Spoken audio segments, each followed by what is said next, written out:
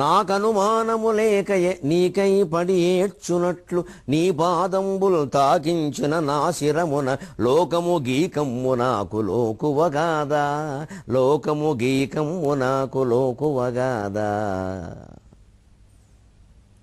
ABN Andhra Jyothi ప్రేక్షక మహాశయులందరికీ నవజీవన వేదం అనే కార్యక్రమంలో 398వ భాగానికి స్వాగతం పలుకుతున్నాం. ఏదో బలవంతం చేసైనా సరే అనుభవించడం మా స్వధర్మం అన్నాడు. స్వధర్మో రక్షసాం భీరు సర్వధైవ నసంశయక గమనం వా పరస్త్రీణాం హరణం సంప్రమధ్యవా అని. అయినా నిన్ను బలవంత పెట్టను, అక్కడికి ఏదో ఈవిడికో మినహాయింపు ఇచ్చినట్టుగా. ప్రలోభ పెట్టే విధానం అంటే ఇదే. అందరి పట్ల నేను ఎలా ఉంటానంటే అని చెబుతున్నా. అంటే వాళ్ళందరి పట్ల వాళ్ళని ప్రేమించి తీసుకొచ్చినప్పుడు, బలవంతంగా తీసుకొచ్చినప్పుడు వాళ్ళతో ఎలాగే మాట్లాడాడు కదండి. వాళ్ళంతా వెనకాల ఉన్నారు. పైగా ఈ నాటకాలు అర్థమైపోట్లా. చిత్తశుద్ధి లేని జీవితం అంటే ఇది. ఈ చిత్తశుద్ధి లేనటువంటి జీవితానికి ఎప్పుడు అమ్మవారు కాదు కదా, అన్నం ముద్ద కూడా దొరకదు. హనుమంతుడిది చిత్తశుద్ధి సహితమైన జీవితం.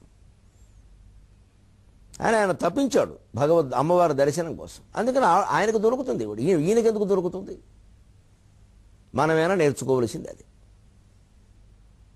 ఓ పక్క ఎవరో స్త్రీతో నీకంటే దేవతలు లేరునా, కావాలంటే వీళ్ళందరినీ నీకు బానిసలను చేస్తే మరి ఇదివరకు వాళ్ళని చేసుకున్నప్పుడు ఇదే లెక్క. పైగా అయినా నిన్ను బలవంత పెట్టను అనడంలో ఈవిడికేం ప్రత్యేకమైన మినహాయింపు కాదు. పుంజకస్థల శాపం వాడికి. వాడి బలహీనతలను దాచుకుని బలాన్ని ప్రదర్శిస్తున్నాడు. అక్కడ బలం ఉందని చెబుతున్నాడు. అంటే వాడికి తెలుసు లోపల ఏం జరుగుతుంది. సీతాదేవిని ముట్టుకుంటే అయిపోతాడు. తలకాయ మొక్కలు 100 మొక్కలు అవుతుంది. పుంజకస్థల శాపం ఇచ్చింది. ఆ పుంజకస్థల పూర్వజన్మలో ఇప్పుడు అంజనాదేవి ఆవిడ కొడుకే గుబురుల్లో ఉన్నాడు, కబురట్టుకొస్తాడు. వీడికి మృత్యుదూత, ఆవిడికి శాంతి దూత. అంటే ఏ జన్మలో చేసిన ఏ పాపాలైనా ఎవ్వరినీ విడిచిపెట్టవు, గుర్తుంచుకోవాలి. పుణ్య పాపాలు ఏవి అంత తేలిగ్గా పోయేవి కావు, అనుభవించి తీరాల్సిందే. అపూర్వమైన జ్ఞాన సంపద ఒకటే వాటిని పోగొడుతుంది. జ్ఞానాగ్ని దగ్ధ కర్మాణం. ఆ జ్ఞానం ఎంత అద్వైత జ్ఞానం పొందినా, ఎంత బ్రహ్మజ్ఞానం పొందినా సరే సంచిత కర్మ పోతుంది, ప్రారబ్ధ కర్మ పోదు. అందుకే మహానుభావులైనటువంటి రామకృష్ణ పరమహంస, రమణ మహర్షి లాంటి మహానుభావులు కూడా చివరి వయసులో కొన్ని శారీరకమైన వ్యాధుల వల్ల ఇబ్బంది పడ్డారు. వారు పడలేదు, మనం చూస్తుండగా మనకు తెలుసు. వారికి అవన్నీ అంటాం. కానీ ఆ మాత్రం శారీరకమైన వారికి ఎందుకు వస్తుంది అంటే ఎప్పటి నుంచో వచ్చిన ప్రారంభం అది. వాళ్ళు అదే చెప్పారు. వారు ఏదో ప్రారంభంకి వచ్చింది పోనీ. రమణ మహర్షి అయితే ఎవరో చూడమన్నవాడు ఈ పుండు మేము చూడలేకపోతున్నాం ఆపరేషన్ చేయించుకోండి అంటే నువ్వు వచ్చినట్టే అది వచ్చిందన్నాడు ఆయన ఒళ్ళు మండి. భక్తులు వచ్చారు కదా, నువ్వు వచ్చినట్టే అది వచ్చింది. ఏం మాట్లాడతారండి, ఈయన పుండా అంతే మరి. నువ్వు ఓటి నాకు అదోటినా, నువ్వు వచ్చినట్టే అది వచ్చింది, నువ్వు పోయినప్పుడు అది పోతుందిలే అన్నాడు ఆయన. దెబ్బకి ఇంకా నోరు మూసాడు వాడు. మనం ఏదో మనకున్న భావాలన్నీ మహాయోగులకి, మహా అవతార స్వరూపులకి ఉంటాయనుకుంటాం. మనం ఉండవు, వారు చాలా అతీతంగా ఉంటారు. కానీ వారి గ్రహస్థితి ఏమిటంటే మనతో ఉండడం వల్ల వారి స్థాయికి మనం ఎదగం, కానీ మన స్థాయికి వారిని దించేస్తాం. ఈ ప్రయత్నాలే ఇవన్నీ. సంచితం దగ్ధం జ్ఞానంతో పోతుంది. అదిగో ఆ జ్ఞానం పొందడం కష్టం. ఆ జ్ఞానం పొందాలంటే మనం ఇప్పటివరకు ఏర్పాటు చేసుకున్న అహంకారాలు, పంతాలు, పట్టుదళ్ళు, మమకారాలు, బంధాలు తెంచుకోవాలి. అది మనకి ఇష్టం లేక ఏం చేస్తాం మనం? అదంతా ఎందుకండి, మన కోరికలు ఏవో తీరితే మన ఇంట్లో ఎప్పుడు శుభాలు జరుగుతూ ఉంటే పెళ్ళిళ్ళు, పేరంటారు, 10 మంది తిరుగుతూ ఉండాలని నా కోరికండి. బాగుండమ్మా, 10 మంది తిరిగినప్పుడు ఒకడు కాలు జారి పడతాడు, ఆసుపత్రికి వెడతాడు. సిద్ధంగా ఉన్నావా? అది జరగకూడదు. 10 మంది తిరుగుతూ అలా గంతులేస్తే పడతారు. మరి జీవితం అంటేనే అంత. అంతేగాని శుభాశుభాలు ఏవి జరిగినా సరే నేను సిద్ధంగా ఉన్నాను అన్నవాళ్ళు ఎవరో చెప్పండి. నమస్కారం చేతులెత్తి నమస్కారం. ఇంక మళ్ళీ రెండో మాట లేదు. అది స్థితి. చేరుకోవలసిన జ్ఞానం అంటే అది, పొందవలసిన జ్ఞానం అంటే అది. అది లేకపోతే ఇలాగే ఉంటుంది. అయినా నిన్ను బలవంత పట్టిన ఏమిటి? అది ఏమన్నా ఆవిడకి ఏమైనా ప్రత్యేకమైన మినహాయింపా? బలవంత పెట్టి చూడమని తెలుస్తుంది, తలకే ముక్కలైపోతుంది. అది దాచుకుంటున్నాడు. నేహమన్యోస్తి లోకేస్మిన్ నేహ పశ్యామి లోకే అన్యో నేహ పశ్యామి లోకే అన్యో యోమే ప్రతిబలో భవేత్. నా ఎదురుగా నిలబడబడిన వేరుణ్ణి నేనంతవరకు చూడలే. వాళ్ళేమయ్యాడు? కార్తవీర్యార్జునుడు ఏమయ్యాడు? వేషాలు ఇస్తున్నారు. దాచుకోవడం అండి ఇవన్నీ.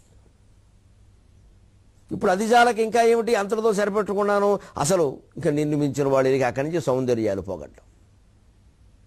ఇప్పుడు ఇంకో మాట అంటున్నాడు, సీత అంత అందమైనటువంటి శరీరం, అంత గొప్ప యవ్వనం, పాల పొంగులా ఉందా యవ్వనం, ఎందుకు పాడు చేసుకుంటావు? ఆవిడెక్కడ పాడు చేసుకుందండి, వీడు బతుకు పాడు చేసుకుంటాడు కానీ ఆవిడ యవ్వనం పాడవడబట్టి.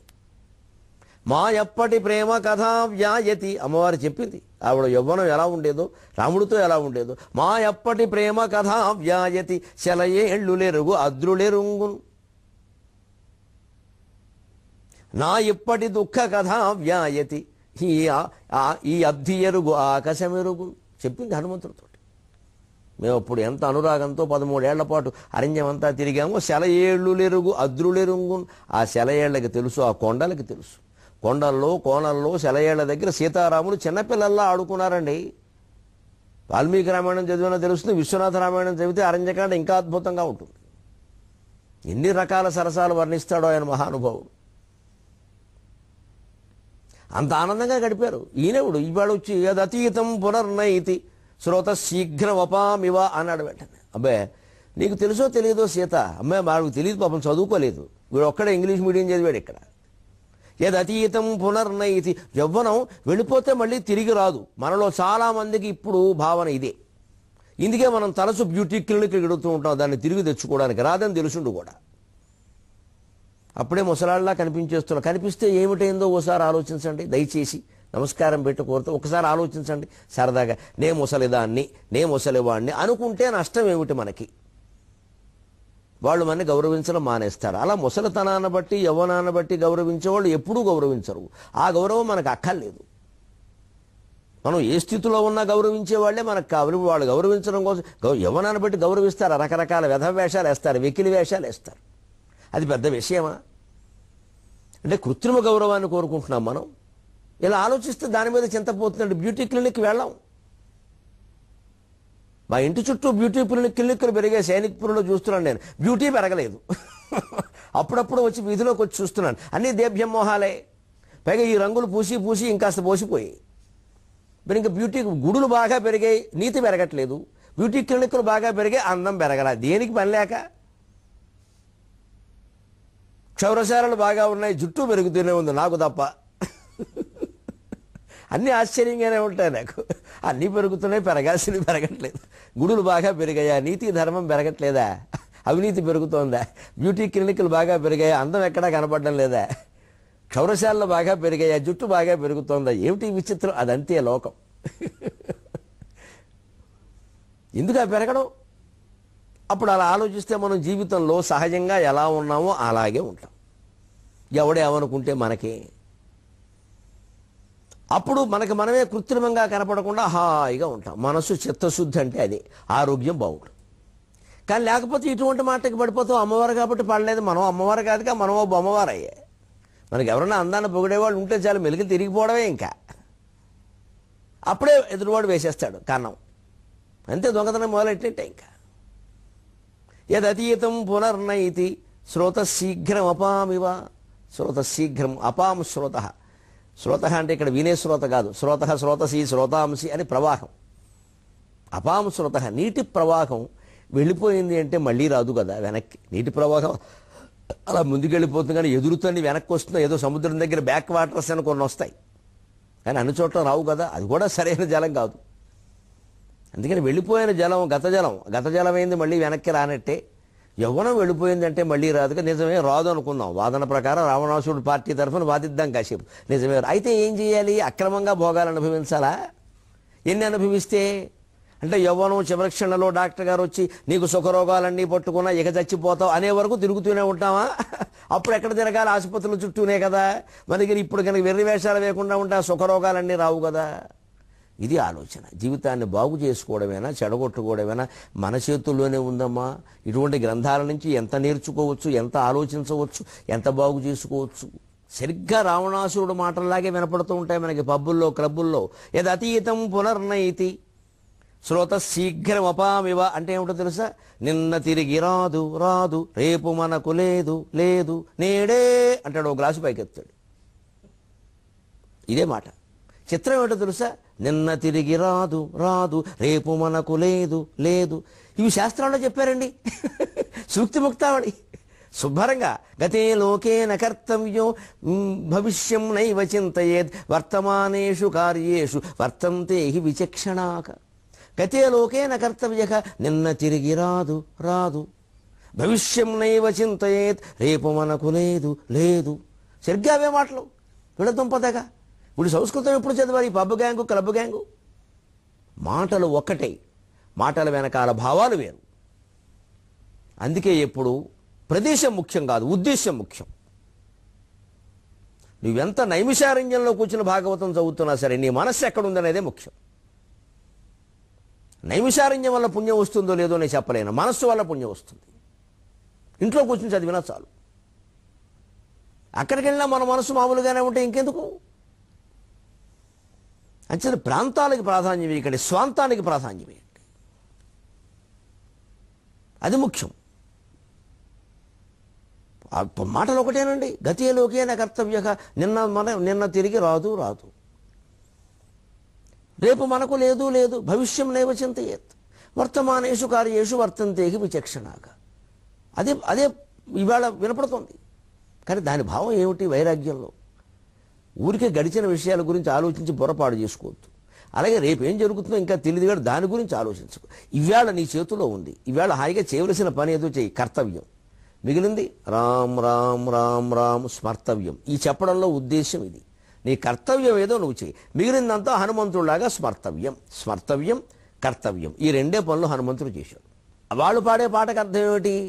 రేపు వస్తుందో లేదో మనకు తెలియదు, ఉంటామో లేదో, నిన్నేమో అయిపోయింది అనవసరం, కాబట్టి వాళ్ళు శుభ్రంగా తాగే తిను తాగు పేత్వా పేత్వా. రావణాసుడు కూడా అంటాడు ఆ మాట, చూస్తాం. భుంగ్వా భోగాన్ పిబా అంటాడు. అన్నీ మామూలే. ఇప్పుడు ఎవరు ఏవో మాటలు? అవి రావణాసుడు మాటలు. ఇవి మనం చెప్పిన శ్లోకం గతే లోకేన కర్తవ్యో వశిష్ఠుడి మాటలు, రాముడి మాటలు, యోగ వాసిష్ఠం మాటలు. అంటే మీరు వాక్యాలుగా తీసుకోవడం మొదలు పెడితే అన్నిటికీ అర్థాలు ఒకటేనమ్మా. వాక్యం వెనకాల ఉండే ఉద్దేశ్యం, భావం గ్రహించాలి. అప్పుడు జీవితం బాగుంటుంది. త్వాం కృత్వోపరతో మన్యే, ఇంకా పడేయడానికి ఏమంటున్నాడో చూడండి. త్వాం కృత్వోపరతో మన్యే విశ్వకర్తాస రూపకర్తాస విశ్వశృకు.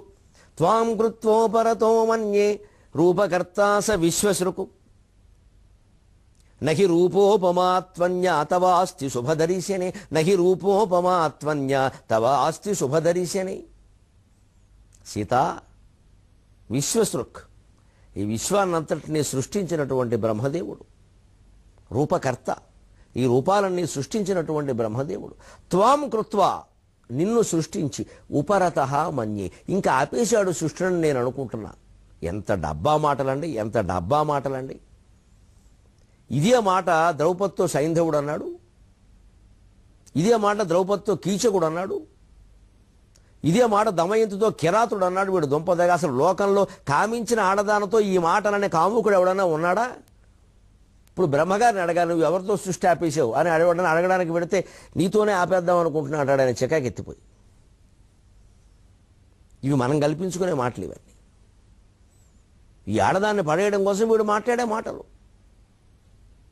వెంటనే ఆవిడ అవునా ఎంత బాగా చెప్పాడు. ఇదంతా కవిత్వం అమ్మా. నిన్ను కవిత్వంలో ఆకర్షణ ఉంటుంది, కవిత్వంలో ఆకర్షణ ఉంటుంది. అంతిమంగా కావ్య ప్రయోజనం సత్యమే, కానీ మరి దాన్ని నడిపించే విధానం అంతా నవరసాలు ఉండాలిగా. అందుకోవలసింది చివరికి శాంతరసమైన నవరసాలు ఉంటాయిగా. అంటే నిన్ను సృష్టించి బ్రహ్మదేవుడు సృష్టి ఆపేశాడు అనిపిస్తోంది. ఎందుకంటే నహి రూపోపమాత్వన్య తవ అస్తి శుభదర్శని. బా, నీ చూపులు ఎంత బాగున్నాయి సీత, శుభదర్శనం. చందమామను చూస్తున్నట్టుగా ఉంది. చల్లని వెన్నెల్ని రూపం ధరిస్తే ఎలా ఉంటుందో అలా ఉన్నావు నువ్వు. రూపోపమాతు అన్యా నా తవ అస్తి. నీతో రూపంతో పోల్చదగిన స్త్రీ ఒక్కత్తు కూడా నాకు కనపడ్డలా. ఆ వెనకాల ఆడాళ్ళు ఎంత కుళ్ళిపోతారండి నిజంగాను. వీడిదో వీరుడని భయపడు కొందరు, ఇంకా వీడి మీద మోజు చావక కొందరు, అసంతృప్తితో కొందరు, అయిష్టంతో కొందరు, అరిష్టంగా కొందరు వచ్చేసారు. కానీ వాళ్ళు ఏమనుకుంటారని వీడు దుంపదగా నా దగ్గర ఇదే మాట అన్నాడు వీడు, ఇప్పుడు ఈవిడ వస్తే మనం అంతా దాస్యాలం అయిపోతాం. నిజంగా వాళ్ళందరూ ఏం కోరుకుంటారు? ఎట్టి పరిస్థితుల్లో సీతాదేవి ఒప్పుకోకూడదని కోరుకుంటారు. ఎందుకంటే పొరపాటును ఒప్పుకుంటే ఆవిడ మహారాణి అవుతే వీళ్ళందరూ దాసీలు అవుతారు. అసలు ఆ ఊహే రాకూడదు మనకి, చెబుతున్న విషయం. వీళ్ళందరూ దాసీలు అయిపోరు, అందుకు వాడెందుకు ఒప్పుకుంటారండి? పైగా ఆయన ఏం చెబుతున్నాడు అలాగా, అన్నుల్ చూడుము సుందరాంగనలుగాదే నిన్ను గోరిన నన్ను గోరెదరు తన్వి. నేను మోసపడుతున్నానని తెలిసి కూడా నన్ను వీళ్ళు వదిలిపెట్టట్లా. ఎందుకు వదిలిపెడతారండి? భయంకరమైన రాక్షసుడు చంపేడు వాడు. దుర్మార్గుల ముఠాల్లోకి ఓసారి చేరకూడదు. చేరిన తర్వాత బయటికి రావడం చాలా కష్టం అండి. నరికేస్తారు వాడిని, ఎందుకంటే వాళ్ళ రహస్యాలన్నీ బయట పెడతాడని అనుమానం. ఈ ఆడాళ్ళు కూడా అంతే. రావణాసురుడు లొంగడమే తప్పు. ఏదో లొంగారు, పొరపాటునో గ్రహపాటునో బలవంతానో బతిమాలితేనో ఏదో రకంగా. ఇక అందులోంచి బయటికి రారా, అదో విషవలయం, చంపేస్తాడు. ఎలాగూ రాలేరు కాబట్టి వాళ్ళు ఎలా మాట్లాడతారో అదే ధర్మం అన్నట్టుగా మాట్లాడతారు. అంటే ఆ మాటలు నమ్మితే ఎలాగా? ఇది జీవితంలో ఆలోచించాల్సిన విధానం. అందుకని త్వాం కృత్వోపరతో మన్యే రూపకర్తాస విశ్వసురుకు నహి రూపోపమాత్వన్యా తవాస్తి శుభదర్శిని.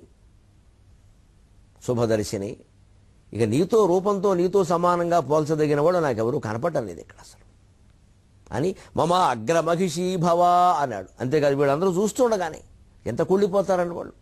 నువ్వు కనుక అంగీకరిస్తే నువ్వే పట్టమహిషివి. ఇప్పుడు 26 27 అయ్యారు, 28వ ఆవిడ తీసుకెళ్ళి పట్టమహిషిని చేస్తాడా? రేపొద్దున ఇంకో పట్టమహిషి వస్తే మళ్ళీ వీళ్ళందరూ సొట్టమహిషులు అవుతారు, ఆవిడ పట్టమహిషి అవుతుంది. ఎంతమంది, ఎక్కడికి లెక్క? ఈ విపరీతమైనటువంటి కామవాంఛల్లో నలిగిపోయిన మనస్సు కలిగిన వాళ్ళకి ఇవి జ్ఞానాన్ని కలిగిస్తాయి. ఆ సమయంలో కాముకుడి మనస్సు అలా పనిచేస్తుంది. కామీ స్వతాం పశ్యతి అంటారు సంస్కృతంలో. ప్రతిదీ తనకు అనుకూలంగానే ఆలోచిస్తాట. ఏదో అమ్మాయి పొరపాటున ఏదో అలా వీడి ఇంటి ముందు నుంచి పెడుతూ ఉంటుంది, ఏదో ఆవిడ పని మీద ఆవిడ పెడుతుంది. చూసావు మరి, పక్కన స్నేహితులతో అంటాడు, ఇప్పుడు చూడు పొద్దున్నుంచి చూడు నువ్వు 3 సార్లు వచ్చింది ఇలా, మన కోసమే, మనకంత సీన్ లేదు, వీడికి తెలియదు, మన కోసమే, పనేం లేదు ఈ ఊళ్ళో, ఈ వీధిలో ఆవిడకి పనేది, అయినా వచ్చింది ఎందుకు, మన కోసమే అని వీడు చెప్పేస్తూ ఉంటాడు స్నేహితుల దగ్గర గొప్పలు. నిజానికి అది పెద్ద విషయం కాదు, ఆవిడేదో వేరే పని మీద వచ్చింది. మాయ మాటల నుంచి బయటపడాలంటే వివేకం ఉండాలి. ఇలాగ మాట్లాడతారు. లేతే బ్రహ్మదేవుడు బహుశా త్వాం కృత్వోపరతో మన్యే రూపకర్తా స విశ్వశ్రుకు నహి రూపోపమాత్వన్యా తవాస్తి శుభదర్శిని. బహుశా నిన్ను సృష్టించాక ఇక ఇంతకంటే అందమైనటువంటి సృష్టి నేను చెయ్యలేను అని బ్రహ్మదేవుడు విరమించేసి ఉంటాడు. ఇది ఈ గొప్ప మాటలు, ఇవి గర్వంలో మనిషిని పడేసే మాటలు, ఇవి మాయలో పడేసే మాటలు. ఈ మాటలకి ఇంకోటి, ఇందులో కూడా పురుషులు స్త్రీల్లో కొంచెం తేడా ఏంటంటే, మరోలో అనుకోకండి, స్త్రీ మనస్సు చాలా సున్నితమైంది, లలితమైంది. అల్పమైన విషయాలకి సంతోషించినట్టే అల్పమైనటువంటి విషయాలకే మాయలో పడిపోతారు. ముఖ్యంగా సౌందర్యాన్ని పొగడ్డం, అదేదో మాయలో పడేయడానికి మాట్లాడుతున్నాడనే స్పృహ కలగదండి. 100 మైళ్ళ ఎత్తులో ఎగిరేటువంటి పక్షికి కింద మాంసం మొక్క కనపడుతుంది, దాని మీద ఉన్న వల కనపడుతుంది. చిత్రం అది. చెన్నైసూరి చెబుతాడు, బోయవాడు మాంసం మొక్క లేస్తాడు. ఎందుకు వేస్తాడు? పక్షులను పట్టుకోవడానికి వలేస్తాడు పైన. ఆ పక్షికి 100 మైళ్ళ ఎత్తులు ఎగురుతాయేటండి కొన్ని పక్షులు, వాటి శక్తి బంగారంగా. అంత పైనుంచి వాటికి మాంసం మొక్క కనపడి కింద మాంసం, మరి అక్కడే వల ఉంది. ఇది ఎంత చిన్న మొక్క, వల కూడా అంతే కనపడలేదు అంటే అదే మన మాంసం మీద ఉంది మన దృష్టి. అందుకే స్త్రీలు తమ జీవితం సుఖంగా సాగాలి అంటే, నిశ్చింతగా సాగాలి అంటే, ఈ పరపురుషుల చికాకులు లేకుండా ఉండాలి అంటే సౌందర్యం మీద దృష్టి పెట్టకూడదు. మాంసం మీద దృష్టి ఉండడం వల్లే వల కనపడాల. మన సౌందర్యం మీదే మనకి దృష్టి ఉంటే ఎంతసేపు అది పొగిడిన వాడు గొప్పవాళ్లే కనపడతాడు. సురకంతం శరీరారు మొన్న చెబుతోంది రావణాసురుడు భాషని. ఒక వైవిధ్యం ఇది విందాం. కవయిత్రి ఎలా చెప్పిందో, స్త్రీ కదా. సురకంతం శరీరారు యక్షసతులున్ సూటింపగాలేరు కిన్నరభామల్ ప్రతిరారు సిద్ధ వనితల్ న్యాయంబుగా బోలరు ఆ గరుడ స్త్రీల సమానలు ఎంత చౌకల్ గంధర్వలో లక్షులున్ మరి ఏరీ నిన్ను చెప్ప తరుణుల్ మత్తేభ కుంభస్తని మరి ఏరీ నిన్ను చెప్ప తరుణుల్ మత్తేభ కుంభస్తని. సురకంతల్ సరిరారు, దేవతా కాంతలు నీ ముందు సరిపోరు. రావణాసురుడు అంటున్నట్లే, రమ్మని బలాత్కారం చేసింది ఈ సన్నాసి కాదు, మరి దేవకాంతే కదండి. మాయ మాటలు అంటే ఇవే. వాళ్ళ జీవితంలో జరిగిన వాళ్లే ఒప్పుకోరు. సురకంతలు సరిరారు యక్షసతులను సూటింపగాలేరు. కుబేరుడు నలకోబరుడు మొదలైన వాళ్ళ భార్యలు కూడా నీకు సూటిగా నీ ముందు నిలబడలేరు. నీ ముక్కు సూటుగా నిలబడాలంటే కష్టం.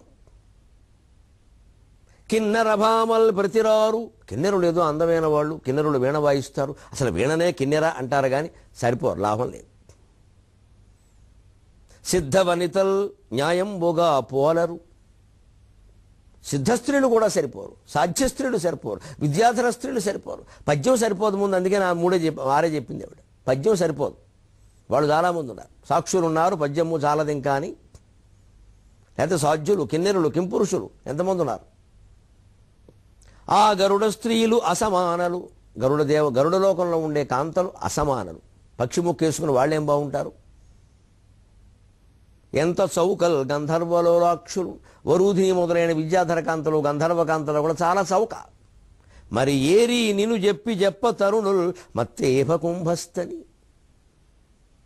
ఇక నిన్ను చెప్పిన తర్వాత నీతో సమానంగా మరొకరిని చెప్పాలి అంటే వీలు కాదు. ఈ మాటలకి పడిపోని ఆడదుంటుందండి. నీ నవ్వుల తెల్లదనాన్ని అప్పటి నాగమల్లి అప్పటిగింది ఇవ్వద్దు ఇవ్వద్దు ఇవ్వద్దు. అదే లెక్క. ఆధునికమైన భాషలో చెప్పాలంటే అంతే. నాగమల్లి అప్పడిగిందే. ఈ పాట పాడిన వాడిని బయటకు తీసుకొచ్చి అప్పడిగితే వెంటనే పడిపోతుంది. ఆయన ఎంత బాగా అన్నాడు, ఎప్పుడు అనలేదు అంటారమ్మా. మోసం చేసేవాడే అంటాడు. వ్యాపారమేనా అంతే.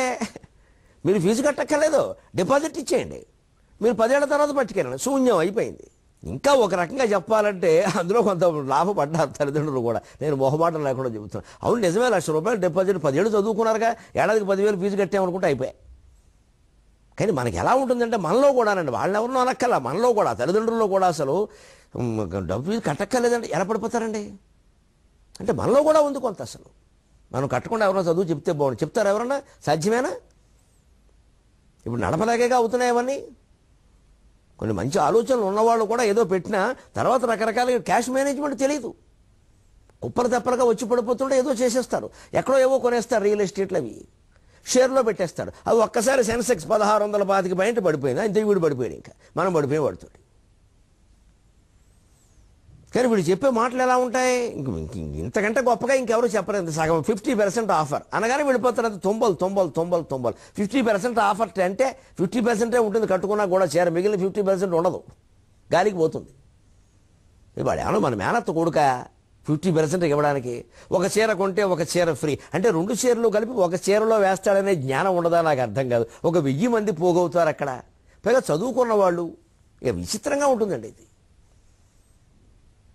వాడు ఎవడో వచ్చి ఉద్యోగం ఇప్పిస్తానంటాడు. 1,00,000, 2,00,000, 3,00,000 వాడు చేతిలో పెట్టేస్తారు. ఏమిటంటే నమ్మావు, ఏం చూసి నమ్మావు? వాడు ఏమన్నా శ్రీరామచంద్రుడా? వాడు సూర్యవంశమా, చంద్రవంశమా? ఇప్పుడు వాడి బ్యాక్గ్రౌండ్ ఏం ఆలోచన ఉండదా? మన బలహీనతే వాడి బ్యాక్గ్రౌండ్. ఈ స్త్రీ వ్యామోహం కాదండి, ధన వ్యామోహం. రకరకాల విచిత్రమైన జోదాలు, ఏదో యంత్రాలు చెబుతున్నారు ఈ మధ్య. బాగా రాయి, ఉంగరంలో రాయి, ₹1,00,000 రాయి. ₹1,00,000 రాయా? ఈ కొనుక్కో, నీ జీవితం మారిపోతుంది. పైగా ఎవరో 2-3 చేసి చెప్పించడం. వాళ్ళు కొంత ఇస్తారు, ఎందుకు ఎవరు? వాళ్ళు చెప్తారు అలాగే ఓ మెలికలు తిరిగిపోయి చెబుతూ ఉంటారు. రోజు అదే ప్రకటన, రోజు అదే మాట, మనం మాయలో పడిపోతాం. పైగా వాళ్ళు ఎంత విసుగు విరామం లేకుండా ఫోన్ చేస్తారంటే, మాకు కూడా చేస్తున్నారు, మా నెంబర్లు కూడా తీసుకుని. మేము ఇన్ని మాటలు చెబుతున్నా, మేము ఫలానా యంత్రం నుంచి మాట్లాడుతున్నామంటే పెట్టాయి అంటే నేను ఫోన్ పెట్టలేదు. ఇంక మళ్ళీ వాడితో గొడవ పెట్టేస్తారు, వెంట మాట్లాడరు. వాళ్ళ ఉద్దేశం ఏంటి? అక్కడ మనుషుల్ని పెడతారు జీతం ఇచ్చి ఫోన్ మాట్లాడడానికి. ఒక 1000 మందికి ఫోన్ చేయి, 2 పడినా మంచిదే. నీకు జీతం ఇచ్చేది ఎందుకు? నీ పని ఫోన్ మాట్లాడమే, అంతే. అంటే ఎవడు మోసం వాడు చేసేస్తాడు, ఎవడు మాయ వాడు చేసేస్తాడు. మన అమాయకత్వం వాళ్ళ పెట్టుబడి, వాళ్ళు అనుకోవడం ఎందుకంటే. ఇంకా ఇక్కడ సీతాదేవి కాబట్టి ఆ మాయలో పడకుండా ఉంది. కానీ మరో మానవ స్త్రీ ఎవరైనా అయితే ఈ పద్యానికి, మొల్ల పద్యానికి పడిపోదండి. దేవతా స్త్రీలు, సురకాంతులు, సిద్ధులు, సాధ్యులు, గన్నెరులు, కింపురుషులు ఎవరూ సరిపోటు. నా ముందు మా ఆయన ఎప్పుడు ఇలా భర్త ఎందుకు మాట్లాడతాడమ్మా? ఆయన సంసారం చేసుకునే మనిషి, వీడు వ్యభిచారం చేసే మనిషి. భర్తకి పరాయివాడికి తేడలేదా? భార్యకి పరస్త్రీకి తేడలేదా? వాళ్ళు ఇచ్చి జీవితాన్ని పంచుకునేవాళ్ళు భార్యాభర్త అంటే. వాళ్ళు ఉన్నవేవో మాట్లాడతారు. వాళ్ళు బయట వాళ్ళ గొప్పలు చెప్పే పని వాళ్ళకేముంది? అంచేత మనం ఈ సారాంశంగా గ్రహించవలసింది సుందరకాండ చదివితే పనులు అవుతాయి, జీవితం బాగుంటుంది, సౌభాగ్యం ఉంటుందని ఎందుకు అన్నారు అంటే ఈ అవగాహన శక్తి మనలో పెరుగుతుందని. అంతేగాని ఈ శ్లోకం ఒకటి చదవగానే ఏదో అయిపోతుందని కాదు. అక్కడ నువ్వు ఆ శ్లోకం చదివితే అర్థం తెలుసుకుంటావు, అర్థం తెలుసుకుంటే అవగాహన చేసుకుంటావు, అవగాహన చేసుకుంటే అన్వయం చేసుకుంటావు, అన్వయం చేసుకుంటే ఆచరణలో పెడతావు. తెలుగు భాషను కూడా అలాగే ఆచరణలో పెడతావు. సెలవు.